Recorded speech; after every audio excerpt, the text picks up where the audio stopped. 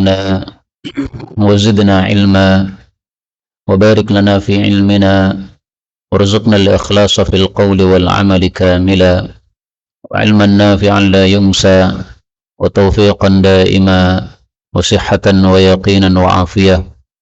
اللهم الطف بنا في تيسير كل عسير آمين يا رب العالمين. Alhamdulillah, kaum muslimin rahimani wa rahimakumullah. Kita lanjutkan pengajian kitab fikih mazhab Syafi'i yang berjudul Sulamut Taufiq, yang sudah kita bahas sampai pada pembahasan tentang membersihkan najis. Sekarang kita lanjutkan pasal tentang syarat-syarat untuk sahnya salat. Faqala al-muallif rahimahullahu ta'ala wa nafa'ana bihi wa bi'ulumihi fid dharain amin. Faslun, pasal baru, fi syurutin ukhra, tentang syarat-syarat yang lain, lis-salati, untuk ibadah salat. Beliau menyebutkan di sini ada 8 syarat salat. Wa min syurutis salati, dan dari syarat-syaratnya salat. Yang pertama, istiqbalul qiblah, menghadap ke arah qiblat. Yang kedua, wa dukhulul waqti, dan masuk waktu salat. Yang ketiga, wal islamu, beragama Islam. Yang keempat, wat tamyizu, tamyiz. Yang kelima, wal ilmu, dan mengetahui bi fardhiyatiha, kefarduan atau kewajiban salat tersebut. Yang keenam, wa alla ya'taqida, bahwasanya dia tidak meyakini fardhan min furudiha, salah satu amalan fardu darinya, sunnatan, sebagai amalan sunnah. Yang ketujuh, wasatru, dan menutup, bima yasturu, dengan sesuatu yang bisa menutup, launal basyarah, warna kulit, li jami'i badanil hurrah, untuk seluruh badannya orang dewasa, orang merdeka. Illa, kecuali al-wajha, wajah, wal kaffaini, dan kedua telapak tangan. Yang kedelapan, wasatru, dan menutupi ma baina surrah, antara pusar, war rukbah, sampai lutut, lidzakari, untuk laki-laki, wal amati, dan budak perempuan.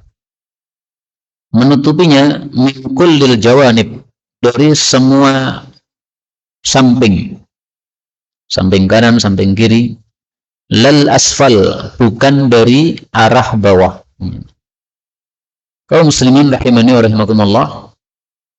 Jadi ibadah salat ada syaratnya supaya sah. Ketika syaratnya tidak terpenuhi, maka salatnya tidak sah. Sebagaimana ibadah-ibadah yang lain juga seperti itu, tidak hanya salat saja.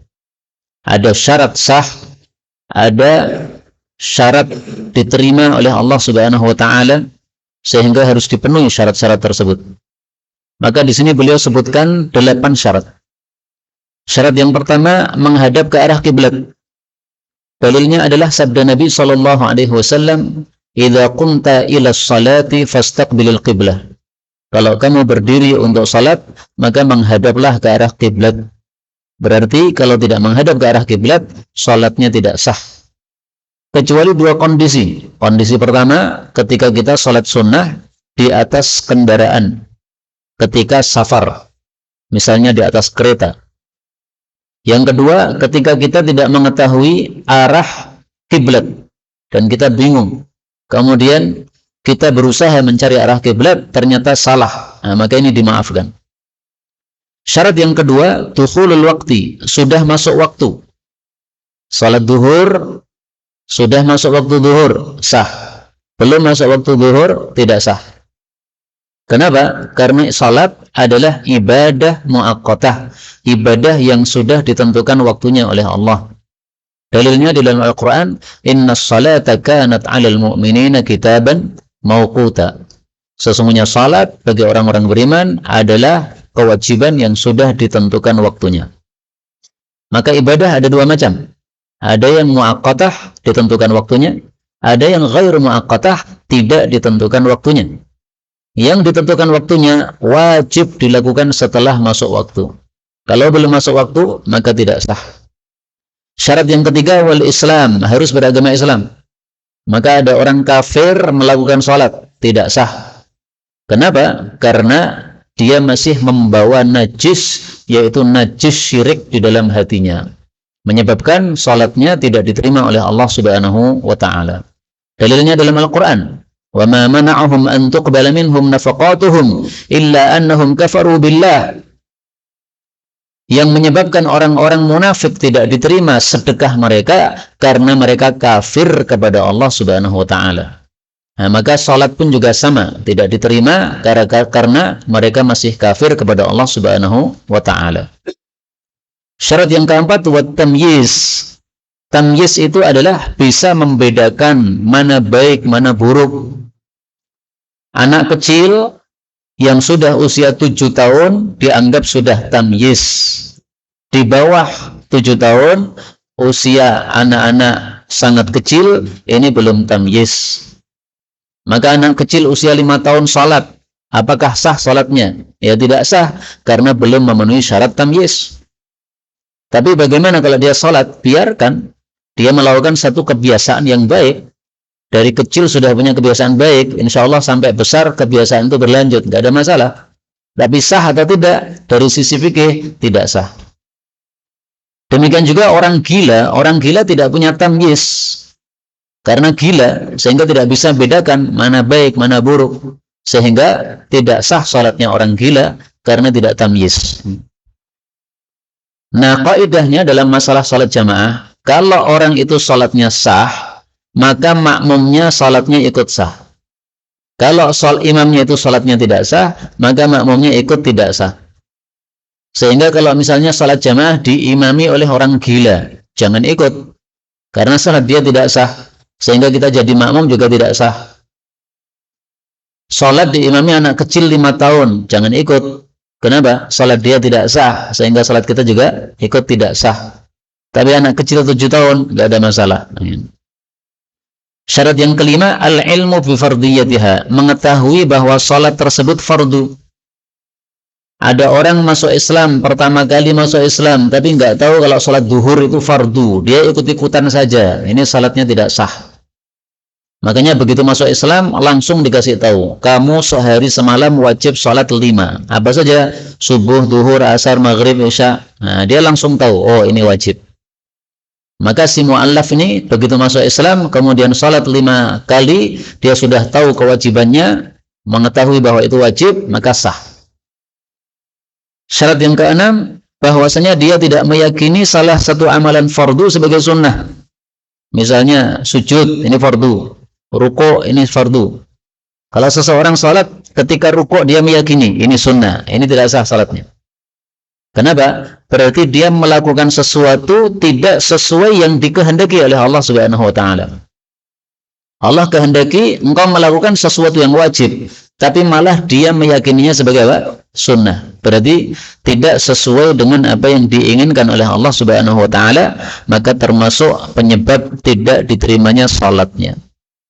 Bagaimana kalau orang awam tidak paham mana sih amalan salat yang wajib, mana yang sunnah? Saya nggak paham.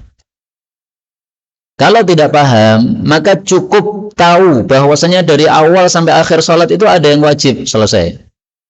Sehingga dia tidak usah membeda-bedakan mana wajib, mana sunnah. Pokoknya dia ikuti saja dari awal sampai akhir, dan dia meyakini ini amalan saya dari awal sampai akhirnya ada yang wajib.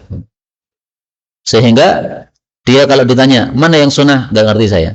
Yang penting semuanya dari awal sampai akhir saya lakukan sesuai ajaran guru saya yakini adalah ini kewajiban yang harus saya lakukan. Selesai masalah. Syarat yang ketujuh, harus menutupi auratnya dengan sesuatu penutup yang bisa menutupi warna kulit. Maka kalau bajunya transparan, sehingga warna kulitnya tampak, ini salatnya tidak sah. Karena sama dengan salat tidak menutup aurat. Maka para ulama ketika membahas menutup aurat, itu syaratnya adalah satu, semua auratnya harus tertutup. Dua, warna kulitnya harus tertutup. Tiga, lekuk-lekuk tubuhnya harus tidak ditampakkan. Sehingga baju ketat untuk salat tidak boleh. Wanita pakai celana ngapret ketat sehingga apa? Pantatnya masih membentuk. Kemudian ikut salat jamaah, tidak sah salatnya. Kenapa? Karena sama dengan tidak menutup aurat. Nah, aurat untuk laki-laki dengan perempuan dibedakan. Untuk perempuan, auratnya adalah semua dari kepala sampai dengan kaki selain dua tempat saja. Wajah, ini bukan aurat. Kemudian kedua telapak tangan sampai pergelangan, ini bukan aurat. Sehingga kalau seorang wanita sholat, ini terbuka, maka tidak sah, karena ini aurat. Adapun kalau sininya terbuka, maka tidak masalah, karena ini bukan aurat. Jadi kedua telapak tangan, baik dalam maupun luar, ini semuanya bukan aurat. Sehingga supaya aman, wanita kalau pakai rukuh, ini ada talinya untuk jari ini. Sehingga kainnya ini tidak akan terbuka. Karena apa? Keikat jari. Karena kalau sudah terbuka begini, ini auratnya terbuka, ini salatnya tidak sah. Ini aurat ini. Ini untuk laki-laki, apa untuk perempuan? Untuk laki-laki, auratnya lebih ringan. Yaitu dari pusar sampai dengan lutut saja. Pusar sini sampai dengan lutut. Sehingga seandainya seseorang laki-laki sholat dengan telanjang dada, sholatnya sah. Yang penting pusarnya tertutup. Bawah pusar sampai pusar sampai bawahnya tertutup semuanya.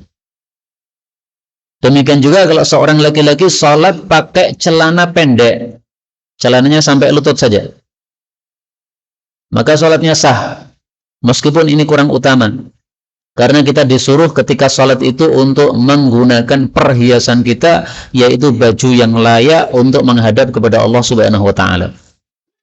Tapi sahnya sah. Dan hukumnya budak perempuan sama dengan orang laki-laki, yaitu auratnya hanya dari pusar sampai dengan lutut. Jadi mohon maaf, kalau ada budak perempuan sholat tetapi dadanya terlihat, dadanya apa? Terlihat, maka sholatnya tetap apa? Sah. Karena yang wajib ditutupi untuk budak perempuan adalah baina surrati warrukbati, di antara lutut sampai sampai pusar sampai lutut. Terus beliau mengatakan yang disebut menutup itu dari arah sampingnya. Pusar ini dari arah sampingnya semuanya tertutup. Adapun kalau bisa dilihat dari bawahnya kelihatan, nggak ada masalah. Ada anak kecil berada di bawah sarungnya orang sholat, kemudian melihat, kelihatan, ada auratnya kelihatan, nggak masalah. Karena yang harus ditutupi adalah bagian sampingnya, bukan bagian bawahnya. Baik, inilah kaum muslimin rahimani wa rahimakumullah, 8 syarat supaya sholat kita sah menurut ulama mazhab Syafi'i. Kenapa saya katakan menurut ulama mazhab Syafi'i? Karena ada sebagian ulama yang tidak mensyaratkan sebagian dari 8 ini. Contohnya apa? Contohnya dalam mazhab Zahiri. Seorang laki-laki sholat sah apabila memakai, mohon maaf, celana dalam. Karena auratnya cuma zakar, kubil, sama dubur. Sehingga paha bukan aurat. Atasnya zakar bukan aurat. Maka mohon maaf, kalau pakai pendapat tersebut, laki-laki sholat pakai cadam, sholatnya apa? Sah. Tapi ini pendapat jangan dipakai, tidak sesuai dengan mazhab Syafi'i rahimahullahu ta'ala. Kita lanjutkan. Faslun, pasal baru. Wa tabtulus salatu. Menjadi batal salat itu dengan beberapa perkara. Beliau sebutkan di sini ada 10. Yang pertama, bil kalami, dengan berbicara. Walau biharfaini, meskipun dengan 2 huruf saja. atau biharfin, dengan satu huruf, mufhimin, yang sudah bisa dipaham, illa, kecuali innasya, kalau dia lupa, wa qalla, dan sedikit bicaranya, maka dimaafkan. Jadi pembatal salat pertama adalah bicara dengan dua huruf, meskipun ucapannya ini tidak bisa dipaham. Misalnya ha ha, ini dua huruf, ha satu huruf, ha, maka orang tertawa terbahak-bahak, ha, ini salatnya apa? Batal, karena sudah berkata dua huruf. Kalau dia berkata satu huruf, tetapi satu huruf sudah bisa dipaham, ini juga batal. Misalnya dalam bahasa Arab ada kata-kata qi, itu artinya jagalah. Maka orang salat melihat anak kecil mau jatuh, kemudian dia ngomong sama ibunya, qi, jagalah anakmu, qi, salatnya batal. Meskipun satu huruf. Kenapa? Karena satu huruf tapi sudah bisa dipaham. Jadi kalau dua huruf, meskipun tidak dipaham, salatnya batal. Kalau satu huruf, syaratnya harus bisa dipaham. Kalau satu huruf tapi belum bisa dipaham, maka tidak membatalkan salat. Orang tertawa, kemudian keluar suara, ha, tapi cuma sekali, maka belum batal. Kemudian pembatal kedua, wabil af'ali, dan dengan perbuatan al-katsirah, yang banyak, al-mutawaliyah, yang bertubi-tubi, kasalasi harakatin, seperti 3 gerakan. Jadi dalam mazhab Syafi'i, gerakan kalau sudah 3 kali berturut-turut, maka disebut banyak, sehingga sholatnya batal. Misalnya, seseorang menggaruk pipi, habis itu menggaruk dada, habis itu menggaruk paha. Ini 1, 2, 3. Berarti apa? Berarti salatnya batal. Mazhab Syafi'i. Supaya tidak batal gimana? Jangan berturut-turut. Garuk sini dulu. Sudah istirahat. Habis itu baru garuk gini. Udah istirahat. Habis itu baru garuk bawah. Kalau ini nggak batal. Kenapa? Karena berhenti. Demikian juga kalau panjenengan di shaf kedua, shaf pertama kosong, kemudian melangkah, perlu 3 kali, 1, 2, 3, batal salatnya. Supaya nggak batal gimana? 2 langkah dulu, berhenti, habis itu baru dilanjutkan lagi. Ini mazhab Syafi'i. Tapi kata guru saya, Syekh Mustafa Al-Adawi, menentukan 3 gerakan menyebabkan batalnya salat, kata beliau, tidak ada dalil yang sangat tegas menunjukkan hal tersebut, sehingga tidak wajib mengikuti pendapat ini. Tapi menurut saya bagus untuk kita menjaga salat kita supaya tidak banyak gerak. Karena kalau orang dibebaskan begitu, akhirnya banyak gerak, garuk-garuk sini, garuk-garuk kepala, sehingga kondisinya seperti bukan orang salat. Ini seorang salat atau orang ngapain? Kalau sudah dibatasi begini enak. Jadi apa? Dia terpaksa untuk membatasi diri. Yang ketiga, wabil harakatil mufritah, dengan gerakan yang melampaui batas. Misalnya sedang salat kemudian jogging, ini melampaui batas gerakannya ini, banyak ini. Atau meloncat ke atas, ini adalah melampaui batas. Atau memukul maling, jotosi, ini melampaui batas. Jadi salatnya batal.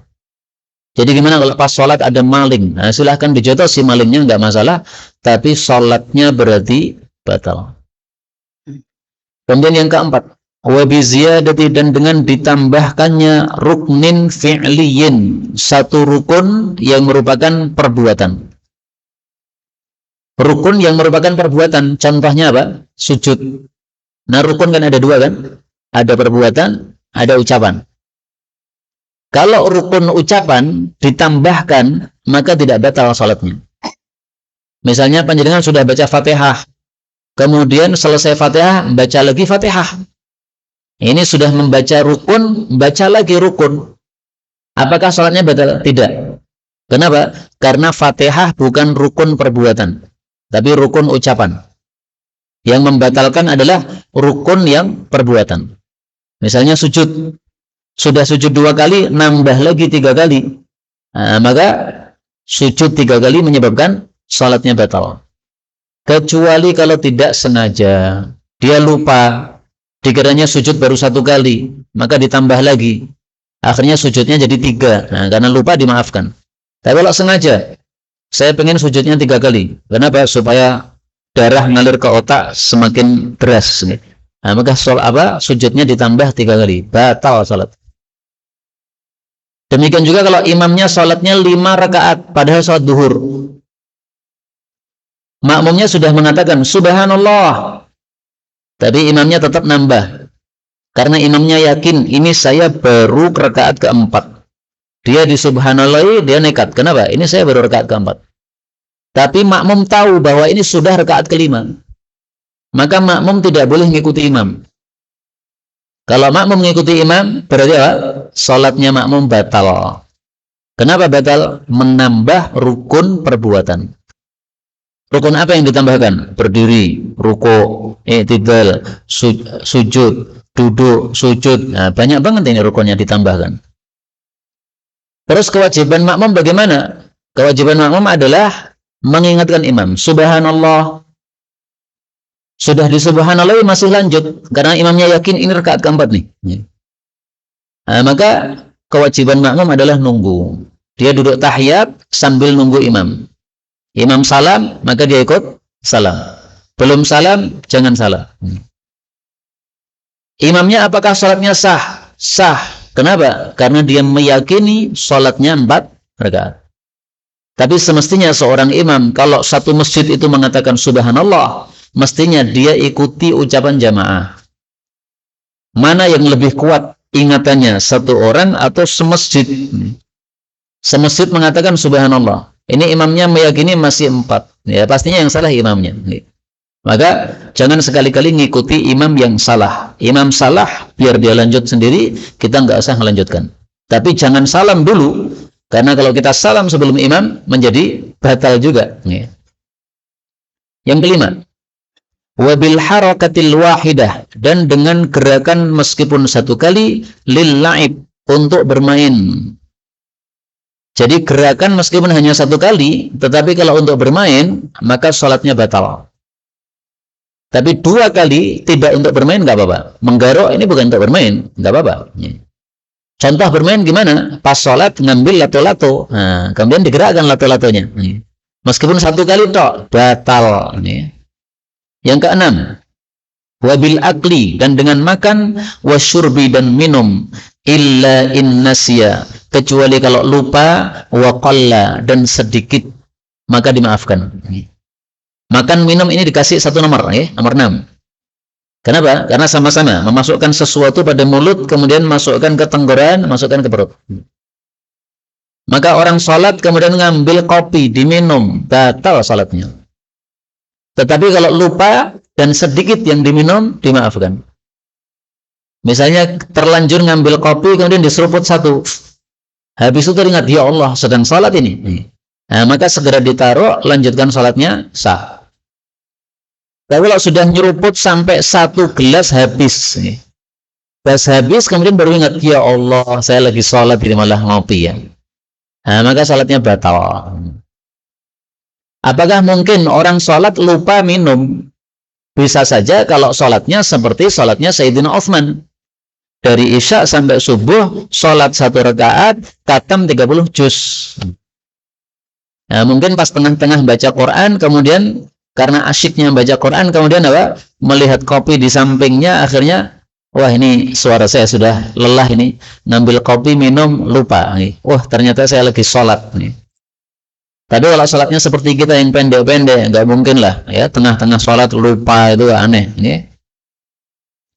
Yang ketujuh, wabiniyati, dan dengan niat qat'is shalah, untuk memutus sholat. Jadi tengah-tengah sholat panjenengan berniat, sholat saya putus, maka sholatnya pun sudah putus. Meskipun panjenengan masih berdalam kondisi sholat, tapi niatan hati sudah memutuskan, sudah putus sholatnya.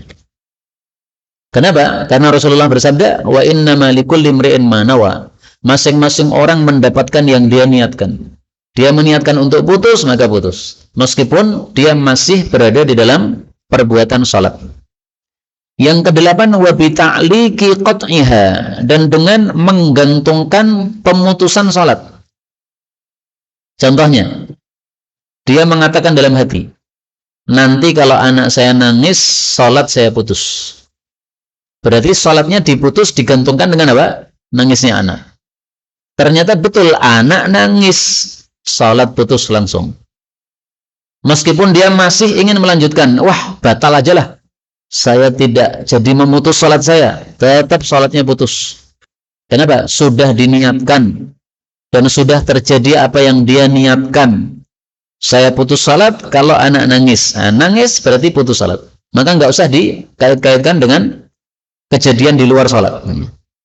Yang kesembilan, wabit taraddud fi, dengan ragu-ragu di dalam memutus salat. Salatnya saya putus enggak, batal salatnya. Misalnya, panjenengan mendapatkan bau seperti gosong. Wah, ini yang gosong apa ini? Apakah dari kompor saya belum saya matikan? Semakin lama semakin gosongnya dahsyat. Panjenengan ragu-ragu, salat tidak, lanjut tidak, batal salatnya. Maka jangan ragu-ragu. Lanjut. Kalau batal ya batal. Lanjut. Karena kalau ragu-ragu maka otomatis sudah batal. Yang ke-10, wa bi ayyam dia ruknun, bahwasanya lewat satu rukun ma'asyakki fi niyati taharrum, disertai dengan adanya ragu-ragu tentang niat takbiratul ihram, tentang niat untuk ihram salat. Au yatula zamanu syakki, atau lama masa ragu-ragu tersebut. Jadi seseorang masuk salat, setelah itu dia ragu-ragu. Tadi saya sudah takbiratul ihram belum? Jadi pas salat nggak khusyuk, sehingga pas sedekat itu ragu-ragu. Tadi sudah takbiratul ihram belum ini? Nah, ragu-ragu seperti ini, kalau setelah itu kemudian sudah lewat satu rukun, atau masanya lama, masa ragu-ragunya lama, meskipun dia masih berdiri sedekat, salatnya batal. Karena itu salat harus khusyuk. Jangan sampai setelah sholat kemudian ragu-ragu, sudah takbiratul ihram belum? Nah, maka pas mengangkat ini diingat-ingat betul. Ya. Allahu Akbar. Ingat bahwa saya masuk sholat. Sehingga mengucapkan Allahu Akbar, maka mulutnya mengucapkan Allahu Akbar, hatinya meniatkan saya sholat. Nah, ini mestinya orang begitu.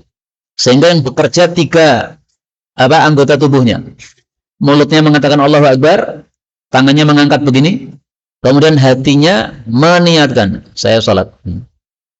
Sehingga salatnya bisa khusyuk dengan sebab diiringkan ketiga-tiganya sekaligus. Inilah kaum muslimin rahimani wa rahimakumullah, beberapa pembatal salat. Beliau sudah sebutkan ada 10 pembatal salat.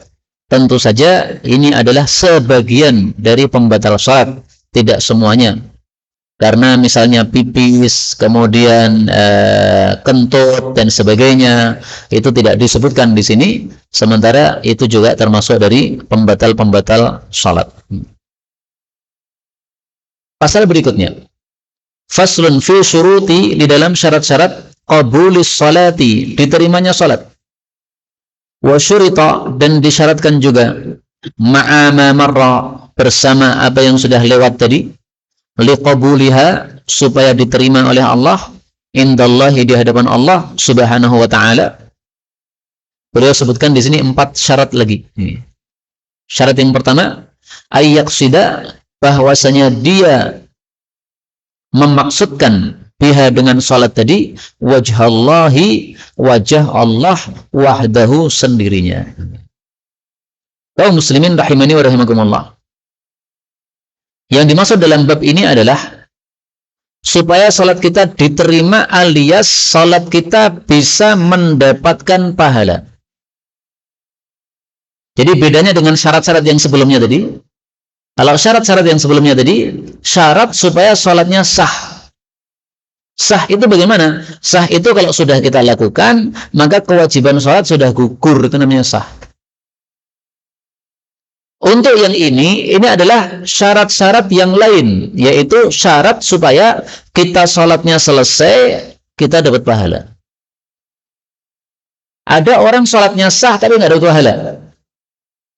Nah, maka perbedaan antara syarat pertama tadi dengan syarat kedua ini, syarat pertama supaya salat kita sah alias sudah gugur kewajiban untuk salat. Adapun di sini supaya salat kita menghasilkan pahala tidak sia-sia. Sehingga kita dapat dua kebaikan, ya. Kebaikan pertama, salatnya sah, maka kewajiban salat sudah gugur. Kebaikan kedua, salatnya dikasih pahala oleh Allah sehingga tidak sia-sia. Nah, supaya tidak sia-sia, apa syaratnya? Pertama, harus mengikhlaskan karena Allah. Itu maksudnya. Maka orang salat tidak ikhlas, nggak ada nilainya. Seperti orang-orang munafik. Mereka salat tidak ikhlas. Tujuannya apa? Riya saja. Saya salat supaya dilihat tetangga. Sehingga tetangga-tetangga saya tahu, oh ini orangnya muslim. Karena kalau zaman dulu tidak Islam, akan diperangi oleh para sahabat. Nah, supaya nggak diperangi, dia pura-pura masuk Islam, salat. Nggak diterima oleh Allah dan tidak mendapatkan pahala sama sekali. Orang cari pahala dari Allah disebut menghendaki wajah Allah. Kenapa? Karena orang yang dapat pahala masuk surga. Kalau sudah masuk surga, bisa melihat wajah Allah. Nah, mudah-mudahan semua kita bisa melihat wajah Allah Subhanahu wa ta'ala. Amin ya rabbal alamin. Syarat yang kedua, wa ayyakuna, dan bahwasanya adalah makaluhu, makanannya, wa malbusuhu, dan pakaiannya, wa musallahu, dan tempat salatnya, halalan, semuanya halal. Artinya, kalau kita salat tetapi pakai baju dari hasil maling, maka salatnya sah tetapi tidak ada pahala. Sudah paham ya? Orang maling baju orang kemudian dipakai. Untuk apa? Salat. Salatnya sah tidak? Sahnya sah. Kewajibannya sudah gugur. Tapi ada pahala tidak? Tidak ada pahala. Ini mazhab Syafi'i. Dan ini mazhab mayoritas ulama. Kalau mazhab Hanbali beda lagi. Salat pakai baju haram, salatnya nggak sah. Berarti gimana? Harus diulangi lagi. Itu mazhab Hanbali. Tapi kita pakai mazhab mayoritas ulama saja, bahwasanya salatnya tetap sah, tapi tidak ada pahalanya sama sekali. Sehingga harus halal. Makanannya, pakaiannya, tempat salatnya. Salat pakai sajadah, tapi sajadahnya ghosab, milik orang. Pakai nggak izin. Gimana ini? Salatnya sah tapi nggak dapat pahala. Yang ketiga, wa ayyuhdira, bahwasanya dia menghadirkan qalbahu, hatinya, fiha, di dalam salat. Falaysa lahu, maka tidak ada baginya, min salatihi, dari salatnya, illa ma'aqal, kecuali apa yang dia paham. Maksudnya di sini adalah dia harus khusyuk. Kalau tidak khusyuk, maka salatnya sah, tetapi tidak ada pahala. Nggak dihitung maksudnya. Sebagaimana sabda Nabi SAW, seseorang selesai dari salatnya, dia hanya dapat separuhnya. Dia hanya dapat sepertiganya. Dia hanya dapat seperenamnya. Dia hanya dapat sepersembilannya. Kok bisa begitu? Karena khusyuknya cuma segitu. Salat 10 menit, khusyuknya cuma 1 menit. Nah, berarti dia cuma dapat 1 menit tadi. Yang 9 menitnya nggak dihitung salat. Maksudnya nggak ada pahala. Tapi apakah salatnya gugur kewajibannya? Gugur. Sudah sah. Tapi tidak dapat pahala sama sekali. Karena itu betul-betul harus apa? Khusyuk kalau kita ingin salat kita tidak sia-sia. Tapi tolong, jangan tertipu oleh setan. Setan akan membisikkan, kamu itu salatnya nggak khusyuk, nggak usah salat sekalian. Nah, ini ngawur kayak begini. Kita meskipun salat malam misalnya tidak khusyuk, lanjutkan salat. Kenapa? Karena setan itu memusuhi kaum muslimin sehingga membisikkan supaya meninggalkan salat. Kamu nggak usah salat malam, kamu salat malam nggak khusyuk aja kok, nggak dapat pahala. Nah, maka kalau kita ngikuti setan, akhirnya tidak salat tahajud sama sekali, malah menyebabkan kita jadi lebih rugi lagi. Kemudian syarat yang keempat, wa alla yu'jaba biha, bahwasanya dia tidak takjub dengan salatnya sendiri. Jadi tidak boleh ujub. Ujub itu apa? Merasa wah terhadap ibadahnya sendiri. Orang-orang belum bangun jam 1 malam, panjenengan sudah bangun. Nah, kemudian merasa wah, saya memang paling hebat ini, sak kampung ini. Orang-orang masih pada tidur, saya udah sholat sendiri. Nah, sholat begini nggak ada nilainya di hadapan Allah. Sahnya sah, tapi pahalanya di mana? Nggak ada pahalanya.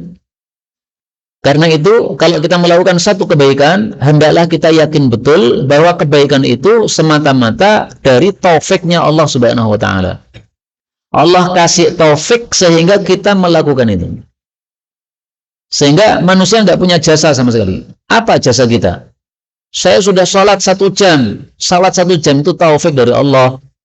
Kalau Allah cabut taufiknya, kamu nggak mungkin melakukan sholat 1 jam. Ini mesti dibangun. Saya paling banyak nih kasih urunannya ini. Saya ngasihkan 100 juta. 100 juta itu semata-mata dari Allah. Allah kasih kamu duit banyak sehingga kamu punya duit banyak. Allah kasih kamu taufik sehingga mau mengeluarkan 100 juta untuk masjid ini. Nah, itu semata-mata taufik dari Allah. Kalau dia mengeluarkan duit banyak tapi kemudian takjub dengan perbuatannya sendiri, saya memang wah, pahalanya sudah 0 sudah. Nggak ada pahalanya sama sekali. Maka harus berhati-hati dari rasa hati yang takjub. Hati yang takjub menyebabkan apa? Pahalanya jadi 0 sama sekali, nggak ada. Makanya sebagian ulama mengatakan la'an usalliya la'an anama fa'andam ahabbu ilayya min an atahajjata fa'ajab. Saya tidur sampai subuh, ketiduran sampai subuh, akhirnya nyesal, lebih saya sukai daripada saya sholat tahajud dahsyat tetapi kemudian saya takjub. Kenapa? Orang yang ketiduran sampai subuh kemudian nyesel. Nyeselnya ini dikasih pahala oleh Allah. Ya Allah, kenapa saya baru bangun pas adzan subuh? Mestinya saya bangun jam 3 ini, kenapa nggak dengar alarm ini? Nah, nyeselnya ini adalah satu amal baik. Menyesalkan satu perbuatan yang mestinya bisa dilakukan tapi nggak bisa dilakukan. Ada pahalanya di situ. Tapi kalau sholat tahajud dahsyat, habis itu kemudian takjub dalam hati, wah, saya memang hebat saya. Nah, di sini nggak ada nilainya di hadapan Allah Subhanahu wa Ta'ala. Baik, kita lanjutkan. Faslun, pasal baru. Fi arkanis salati, tentang rukun-rukun salat. Nah, di sini rukun-rukun salat ada 17. Maka mungkin kita agak cepatkan ini. Yang pertama, arkanus salati 17 ruknan. Rukun salat ayat 17. Al-awwalu, yang pertama, niyatun bil qalbi, niat dengan hati. Wa yu'ayyinu dzatas sababi wal waqti. Dan dia menentukan salat yang memiliki sebab dan yang memiliki waktu. Wa yanwil fardiyata, dan meniatkan amalan fardu fil fardi, dalam salat fardu. Jadi rukun yang pertama adalah amalan hati, yaitu niat. Para ulama sepakat niat itu amalan hati, bukan amalan lisan. Sehingga tidak perlu diucapkan. Tidak perlu misalnya mengatakan usolli fardhu zuhri, nggak perlu. Cukup dalam apa? Hati. Kenapa? Niat adalah amalan hati. Sepakat para ulama. Kemudian kalau sholatnya itu adalah sholat yang memiliki sebab, misalnya sholat istikharah atau sholat gerhana, maka harus ditentukan dalam hati, saya mau sholat gerhana. Atau sholatnya punya waktu khusus, misalnya sholat duha, harus ditentukan dalam hati, saya mau sholat duha. Kalau sholatnya sholat fardu, maka harus ditentukan dalam hati, saya mau sholat fardu duhur, saya mau sholat asar, saya mau sholat maghrib. Adapun kalau salatnya salat sunnah mutlak, maka tidak perlu diniatkan apapun. Pokoknya niat salat tok. Saya mau salat, titik. Salat apa? Nggak perlu diniatkan. Karena salatnya salat sunnah mutlak. Rukun kedua, wa yaqulu, dan dia mengucapkan bihaitsu yusmi'u nafsah, dengan cara memperdengarkan kepada diri sendiri, kakulli ruknin qawliyin, seperti setiap rukun ucapan yang lain, Allahu Akbar, yaitu mengucapkan takbiratul ihram, wa huwa tsani arkaniha, dan itu adalah rukun yang kedua dari salat. Maka takbiratul ihram nggak usah keras-keras untuk selain imam. Cukup kita dengar untuk kita sendiri. Karena itu jangan sampai kita sholat jamaah dengan membaca keras, akhirnya yang sampingnya terganggu. Dalam hadis yang dhaif disebutkan, tusmi'u nafsak wa la tu'dhi jarak. Kamu perdengarkan untuk dirimu, jangan ganggu tetangga, yaitu yang sholat di sebelahmu. Ini hadisnya dhaif, tapi maknanya sahih, karena dalam hadis yang sahih disebutkan, wa la tarfa'u aswatakum fatu'dhul mu'minin. Jangan mengeraskan suara sehingga mengganggu kaum mukminin. Enggak boleh. Yang ketiga, al-qiyamu fil fardi, berdiri di dalam salat fardu lil qadir, bagi orang yang mampu. Maka wajib berdiri kalau salatnya fardu. Dan itu kalau mampu. Kalau tidak mampu maka boleh duduk, tidak bisa duduk maka dengan berbaring. Tapi kalau salat sunnah bebas. Dengan berbaring boleh, sholat tahajud dengan berbaring di atas bantal boleh. Dan kalau panjenengan belum pernah sholat tahajud dengan berbaring, silahkan nanti malam dicoba. Tahajud jam 3, gitu. Nah, mapan, siapkan bantal di utara. Habis itu panjenengan tidur miring ke arah barat. Sholat tahajud sambil bubuk di atas bantal. Supaya bisa pernah mengamalkan apa? Ilmu. Saya pernah nyoba, Pak. Tapi Fatihah belum selesai semerem. Nah, maka hati-hati ya. Kalau sholat tahajud sambil di atas bantal malah merem nantinya. Yang keempat, qiraatul Fatihati, membaca Fatihah bil basmalah, dengan basmalahnya. Wat tasdidat, dan tasdid-tasdidnya. Wa mawalatiha, dan berkesinambungannya.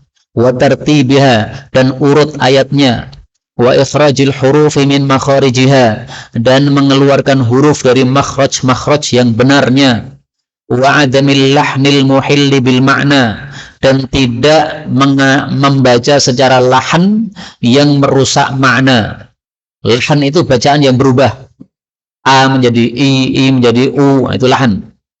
Wa yahrumul lahnu, dan haram lahan alladzi la yukhillu, yang tidak merusak makna kalau disengaja. Wala yubtil, tetapi tidak sampai batal. Jadi rukun berikutnya baca Fatihah. Madhab Syafi'i mengatakan bismillah termasuk Fatihah, maka bismillah wajib dibaca. Allahu Akbar, alhamdulillahi rabbil alamin, tidak sah. Allahu Akbar harus bismillahirrahmanirrahim. Keras boleh, tidak boleh, tapi harus dibaca. Ini baru kemudian alhamdulillahi rabbil alamin. Tasydidnya harus tasydid. Bismillahirrahmanirrahim. Nah, ini enggak sah. Kenapa? Karena tasydidnya dihilangkan. Padahal tasydid itu sama dengan dua huruf. Ar-rah. Nah, itu berarti ra-nya dua. Kalau bismillahirrahman berarti korupsi satu huruf. Berarti belum baca Fatihah. Tapi baca Fatihah kurang satu huruf. Tidak sah. Iyyaka na'budu wa iyyaka nasta'in, enggak sah. Iyyaka na'budu wa iyyaka. Nah, ya. Karena dua huruf. Kemudian kalau lahan sampai merusak makna, tidak sah.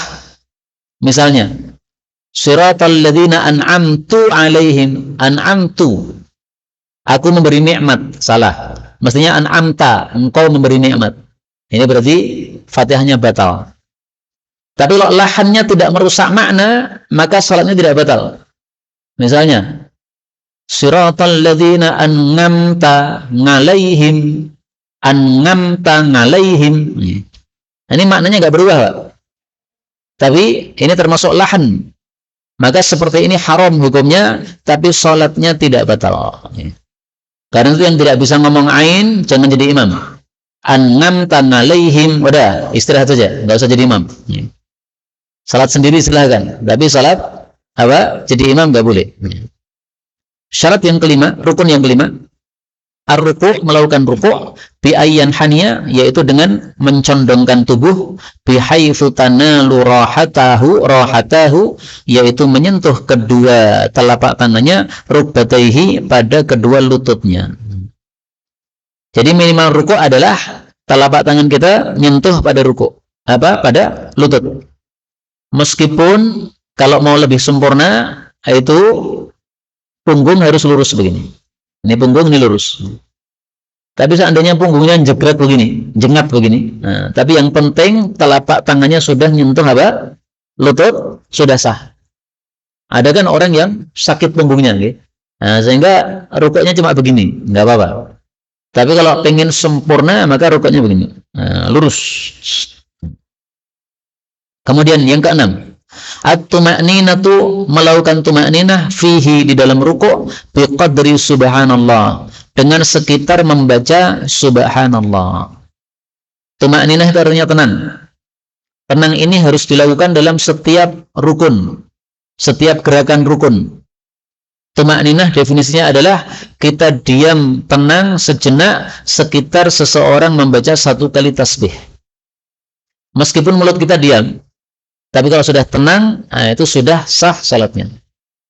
Jadi misalnya orang ikut rukuk Allahu Akbar tapi ngelamun sehingga nggak baca apa-apa, tapi sudah tenang, maka berarti apa? Sudah sah, sudah tuma'ninah. Yang ketujuh, al-i'tidal, melakukan i'tidal, yaitu berdiri tegak, bi ayyantasiba qa'iman, yaitu dia tegak berdiri. Yang kedelapan, at-tuma'ninatu fihi, tenang di dalam i'tidal. Yang kesembilan, as-sujudu marrataini, sujudnya 2 kali, bi ayyad'a jabhatahu, meletakkan jidatnya, ala musallahu, pada tempat sujudnya, maksyufatan, dengan tersingkap. Jadi nggak boleh jidatnya ketutupan peci, harus disingkap. Tapi ini termasuk dari mufradat madhab Syafi'i, yaitu madhab Syafi'i menyelisih mayoritas ulama. Mayoritas ulama mengatakan yang penting jidatnya nempel tanah, tidak harus tersingkap. Madhab Syafi'i mengatakan wajib tersingkap.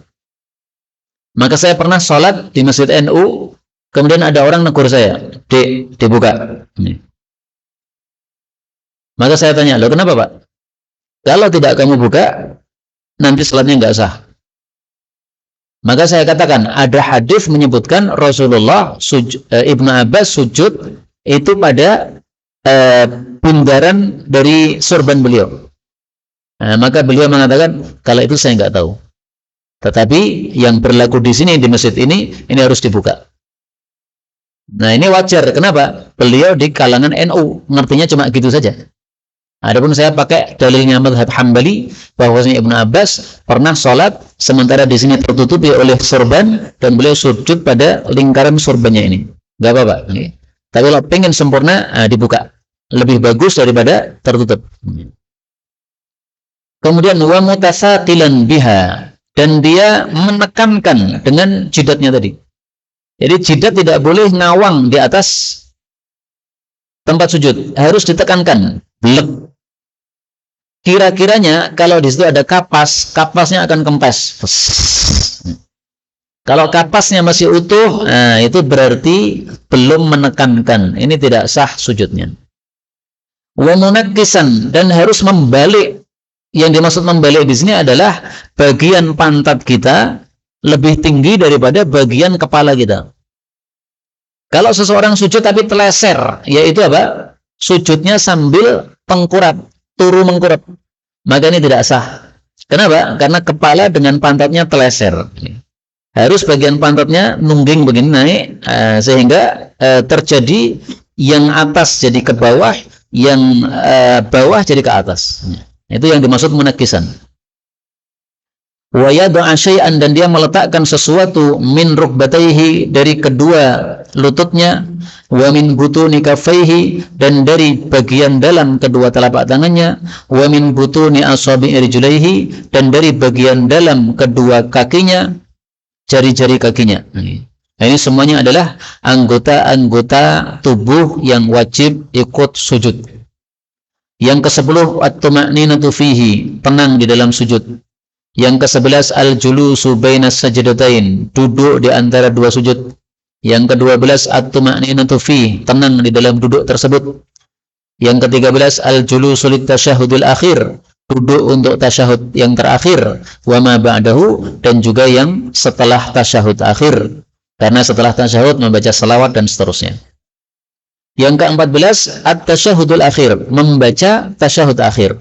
yaitu mengucapkan at-tahiyyatul mubarakatus salawatut thayyibatu lillah. Nah, ini adalah tahiyat yang dipilih oleh mazhab Syafi'i. Riwayatnya Imam Muslim dari hadis Ibnu Abbas. Kenapa mazhab Syafi'i pilih yang ini? Karena kalimatnya 4. At-tahiyyatu 1, al-mubarakatu 2, as-salawatu 3, at-thayyibatu 4. Ulama yang lain pilih at-tahiyyat model lain. At-tahiyyatu lillah was-salawatu wat-thayyibat. Kenapa pilih yang itu? Meskipun bacaannya cuma 3, karena hadisnya lebih sahih. Jadi kalau mazhab Syafi'i pilih yang kalimatnya lebih lengkap. Kalau ulama yang lain pilih yang hadisnya derajatnya lebih sahih. Maka saya sarankan panjenengan kadang-kadang pakai tahiyat mazhab Syafi'i, kadang-kadang pakai tahiyat yang biasanya yang 3 itu. Kemudian assalamu alayka ayyuhan nabiyyu wa rahmatullahi wa barakatuh. Assalamu alayna wa ala ibadillahi shalihin. Asyhadu an la ilaha illallah wa asyhadu anna Muhammadar Rasulullah. Atau wa asyhadu anna Muhammadan abduhu wa rasuluh. Sama saja. Inilah yang disebut sebagai bacaan tasyahud. Jadi bacaan tasyahud itu isinya 3. 1 tahiyat, 2 assalamu, 3 asyhadu. 3-3-nya diringkas menjadi apa? Tasyahud. Rukun yang ke-15, as-salatu 'alan nabi, membaca salawat kepada Nabi sallallahu alaihi wasallam. Aqalluha, minimal adalah Allahumma shalli ala Muhammad. Ini minimal. Jadi 4 kata. Allahumma shalli ala Muhammad. Ini minimal. Kalau mau ditambahi lagi yang lebih sempurna sampai innaka hamidum majid seperti yang biasa dibaca. Ke-16, assalamu, mengucapkan salam. Minimalnya, aqalluhu, minimalnya adalah assalamu alaikum. Maksimalnya, assalamu alaikum warahmatullahi wabarakatuh, untuk yang kanan saja. Untuk yang kiri, maksimalnya assalamu alaikum warahmatullahi. Nggak pakai wabarakatuh. Kenapa? Karena ke kiri pakai wabarakatuh tidak sahih hadisnya.